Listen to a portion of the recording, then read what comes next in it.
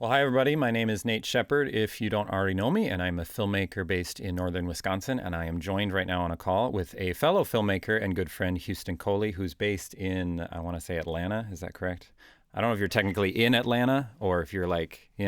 It's a lot easier to say I live in Atlanta, and it sounds a lot cooler than saying I live in Marietta.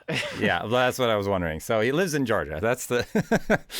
So I'm joined with him on the call today because we have a film that, a lot of people have been asking me since I finished my film, my first feature-length film, what's the next project? And I'm excited to announce what the next project is.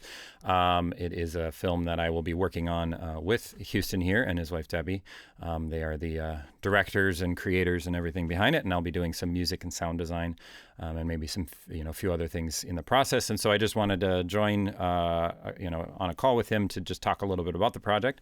And so, Houston, if you want to introduce yourself a little bit and just talk, tell me a little bit about what this film project is. Yeah, I'm Houston for people who don't know. My wife, Debbie, and I are both documentary filmmakers. I've been on YouTube for, like 11 years now, and doing a lot of videos about movies and sort of video essays about film and film criticism, but now also moved into more of a realm of talking about faith and talking about even just weird niche passions that I have, like theme park design and urban planning. And so that's been fun. But one of the things that was the most influential on my wife and I's relationship was our experience at L'Abri Fellowship, which is sort of a some people call it like a Christian monastery hostel type community in England, and there are other L'Abri locations all around the world. It was one of the most influential parts of both of our lives. It's where we met. It was incredibly influential on our faith. And we, after a year or so of dating, felt really called to make a documentary about it because we felt that there were so many aspects of this way of being that is found at L'Abri that sort of served as I don't want to say like a solution or a formula, but served to speak life into the chaos and division of the world right now.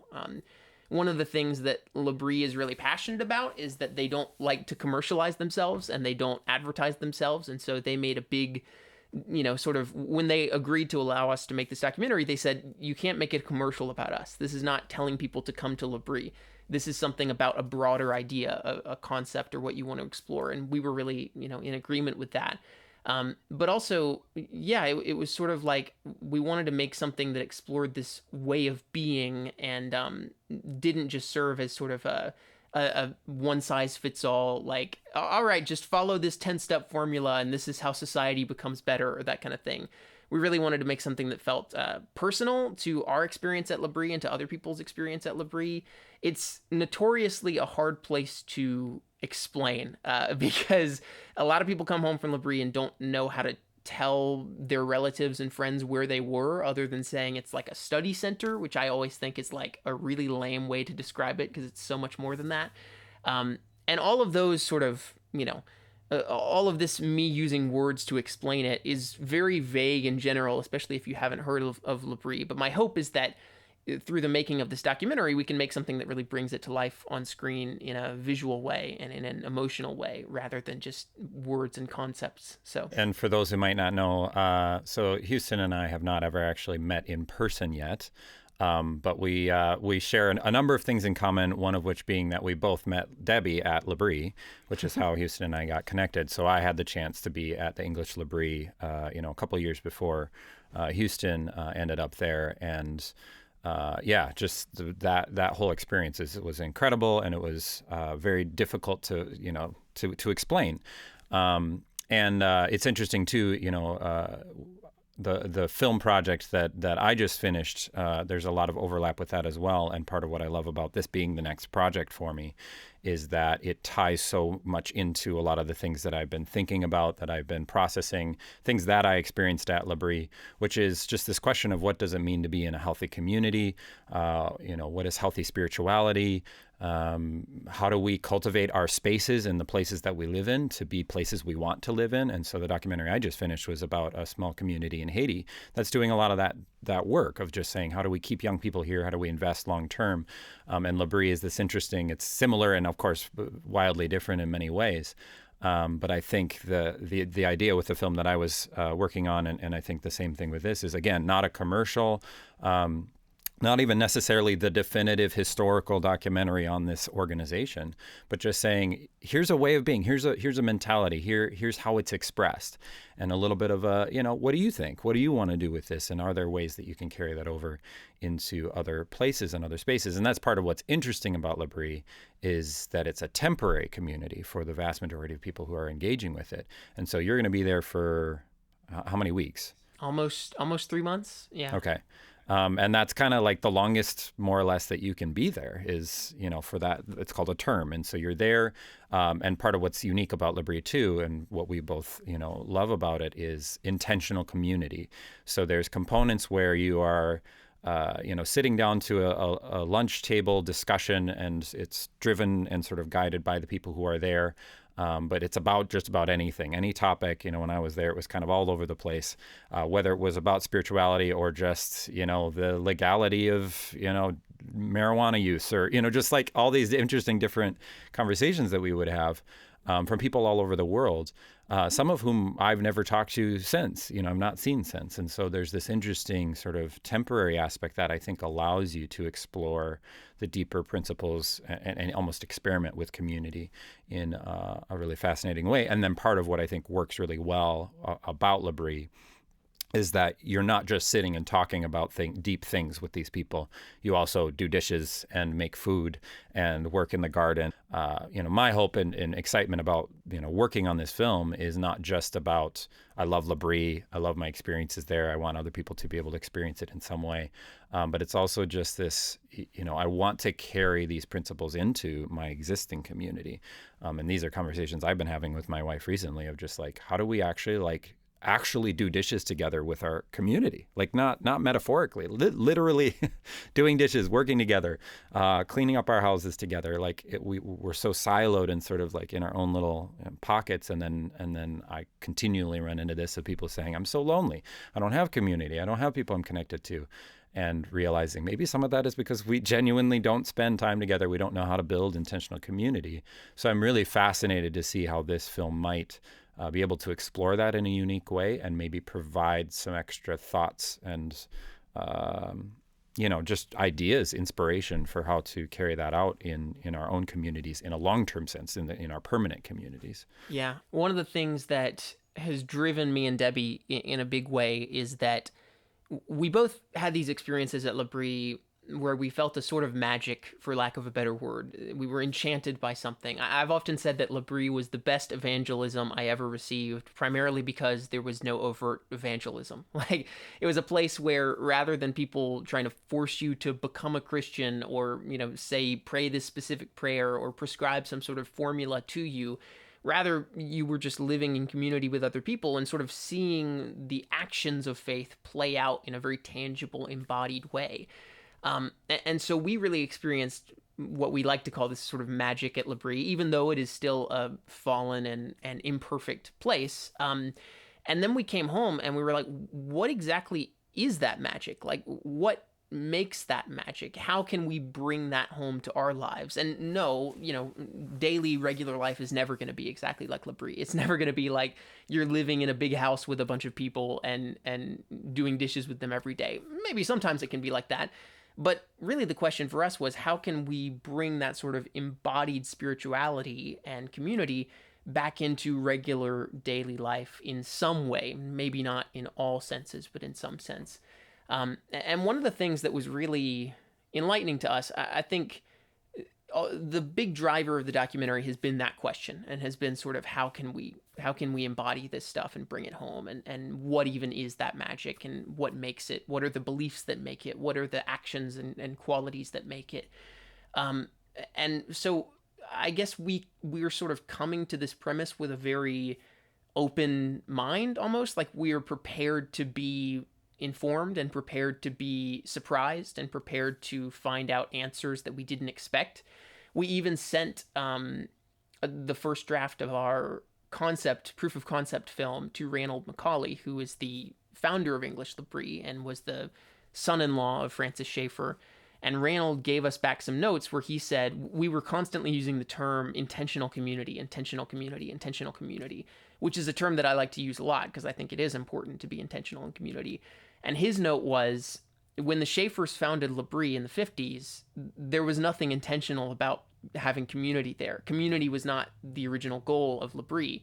The goal was just to live in a spiritual way and sort of include others in that whenever they wanted to be a part of it, and be hospitable towards people who knock on your door. And so I think even just little surprises like that, like, oh, I thought the way to make a great community was just to, be intentional about it and make a great community.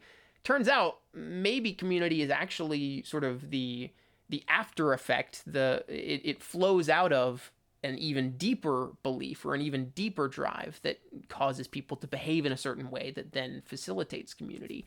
And so I'm hoping that there will be a lot of moments like that where we sort of figure out that our assumptions about what makes great community and what makes this magic, to use, a term that's not even perfect, all of those assumptions might be wrong and might be, subverted in some way. And so I'm excited to see that play out, I think, as we're there throughout the term and talking to people who have known L'Abri for decades and people who are just arriving that summer. Yeah, I think that's an interesting clarification on like intentional community versus just almost really hospitality, living out of that hospitality. Because again, as I was talking with my wife about, the proverbial doing dishes together, is part of that idea isn't I am going out of my way to like do something specific, but it's more of I do dishes, I just do them already. And so just really just inviting people into our spaces and the hospitality, and it's not that crazy. It's actually not that magical. It's not that mystical. It's not that out there. And I think sometimes when you go to have this incredible experience, especially if it's in another country, people have accents. It's, the landscape is different than what you're used to. There can be this sense of like, wow, they just have something that we don't. And to some extent that may be true. But a lot of it is just invite people into your space as you are. I mean, that's a messy, complicated thing. But again, I think it's at that. This isn't meant to be a commercial for L'Abri. This is meant to be an invitation, and we've talked a little bit about this as we've had conversations of like the film itself almost being an invitation, a hospitality, saying, let's just sit down. Let's just have a conversation about what this is. But it's, invite you into my space, but it's not this like magic formula. Oh, we figured it out. We did it right. It's just genuinely including people in your life. And sometimes people you don't always think to include or even wouldn't prefer to include, that's part of how you actually unlock this sort of deeper reality of community. And I think, a place like L'Abri is a great case study. It's a great opportunity to examine that in a more, concerted way. Yeah, I like what you said about that temptation to go to a mystical place and be like, oh, they just have something there that we can never have. I think I have encountered a little bit of that, even just, marrying someone who's not from America, and now in the past few years bouncing back and forth between Europe and America a lot. There's been a very real sense of, yes, Europe does have some things that we don't have in America, and America has some things that they don't have in Europe. And there have been a lot of things that I've come to love about European life that I resent that American life doesn't have, and that kind of thing. But yet I've tried to not allow that to make me bitter towards my country or sort of just hate where I'm from or that kind of thing, but rather see potential for what could be, or even the things that we do have that are different and still good. And I think about that even in terms of just the place that we're at right now. I encounter so many people who are so lonely and so disconnected and so isolated, even before the pandemic, but I think the pandemic has accentuated that in a big way. And the thing that I love about L'Abri is, again, just that sense of embodiedness and figuring out together what it means to be human. I think even throughout the pandemic, there's sort of been a sense of humanness that has been lost, right? As we're all living in our digital boxes. And I really want the film to sort of encourage people to experience tangible reality again, and even community when it's messy, and people when they're not perfect, and that kind of thing. I met so many people at L'Abri, some of whom I didn't love and didn't get along with, and I had to learn to live in the same house as them for several months. And I really think that sort of tangible, embodied sense of, what it means to live in relationship with others and in relationship with the world and with God is something that I hope this film is able to capture even the slightest glimpse of, and then inspire people to see. Yeah, so we're both obviously very excited about this project, and it's already, you're leaving next week already to go and shoot this thing, and then hopefully produce it over the next year or so. I'm obviously thrilled to be a part of the process and being able to provide sound and music. And then really, I think the final question is, okay, that sounds great. How do I follow along? What's the next steps for people who might be interested in learning more about the project, and even potentially donating to make this project happen? Well, first of all, I was watching a video to make sure that I knew about sound and capturing sound for this documentary just this morning. And the thing they kept emphasizing in the video was it's always best if you can have someone who really knows what they're doing with sound actually do the sound mixing for your film and not do it yourself. And so I was like really relieved that you're going to be doing the sound mixing and also the score, because that's just like, man, even working on the score with you for just the concept film, the sort of short film that we did as sort of a proof of concept for the idea, was really fun. And like, I don't know, I love hearing your musical sensibilities and being able to have a score that is more than just stock music that I found on the internet, which has been a lot of the things I've done in the past.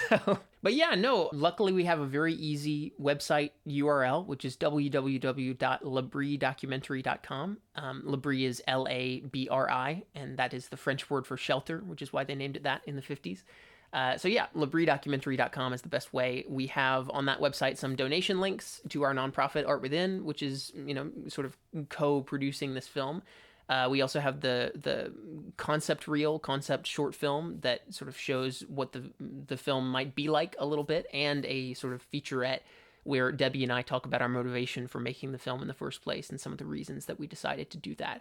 Thank you to Houston for being a part of this conversation and sharing a little bit of your heart behind this project. And I'm very excited to see where all this goes. Thanks for having me. Again, if you're interested in learning more, you can head on over to LabrieDocumentary.com, and really appreciate you tuning in to watch this video. Thanks. This is Labrie, a Christian fellowship founded by Francis and Edith Schaefer. My wife Debbie and I are both documentary filmmakers, and we first met at English Labrie a few years ago, where we were instantly enchanted by the warm hospitality and the sense of embodied community we found there. Now that we are married, the two of us have been fascinated with how to create community and bring people together in daily life, especially after such a disconnected few years in the church and in the wider culture. That's why we're making a documentary about Labrie around the world, to discover what exactly makes the magic we felt there, and whether it can exist outside the walls of this manor house. This summer, the two of us will be at English Labrie again to start filming. But before that, we recently visited two former Labrie workers in Nashville, Andy and Lindsay Padden, to reminisce and ask them what it's been like returning to the quote real world after so much time in intentional community.